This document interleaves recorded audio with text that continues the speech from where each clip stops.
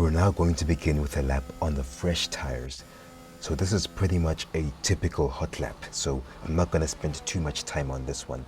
So you can see that the tires are nice and shiny. You can tell that they're very fresh. So we're going to go ahead and begin the lap.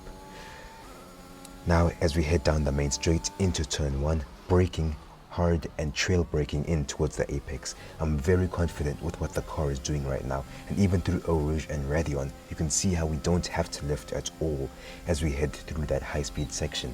Now, at the end of the Camel Straight, still the car is handling very nicely, and you can see I'm not really struggling with the car here.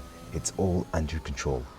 So of course we now head through out of the technical second sector and now into the third sector, which is a high-speed section called Blanchimont, if I'm correct. And of course we now arrive at the bus stop chicane, and as you can see it was pretty much a drama-free lap, as we're now going to come across the line and we're going to finish with a 1:44.8.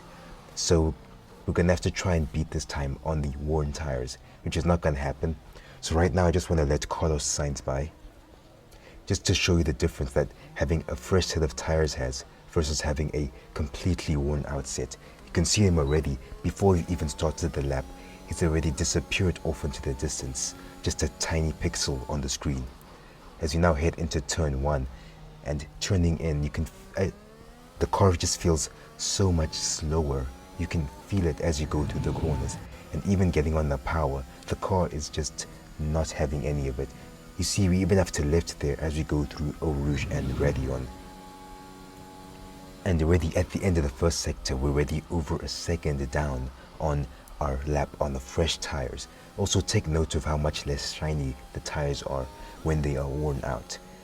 So you can see that the lap we did on the fresh tires already like far ahead, already going downhill over to Pouan, while here with the worn out tires, we're still struggling to get the car around these corners. As you can see, we're already about 3 seconds down. Now turning in, you can see I'm just struggling to keep it under control, and then I just kind of lose control there. But thankfully we have flashbacks, so I'm going to go ahead and use one, and we're going to try this again, and we can get direct comparison between the two tires through this corner. And you can see just how much the car is understeering there, because I was expecting it to turn in as usual, but then the car just had no grip at all. And even if you look at the throttle application on the right hand side, you can see how much longer I have to wait before I can go full throttle after taking a corner. Now 5 seconds down after the first 2 sectors. And now heading through Blanchimont. How much further behind will we be by the end of this lap? Now I tried to be brave through this section and still go full throttle through there, and I just barely keep it in control and on the track. Now into the bus stop chicane, trail braking our way towards the apex, and then turning left again, and now carefully applying the power and taking a good advantage of the short shifting, and we come across the line with a 1:57.11.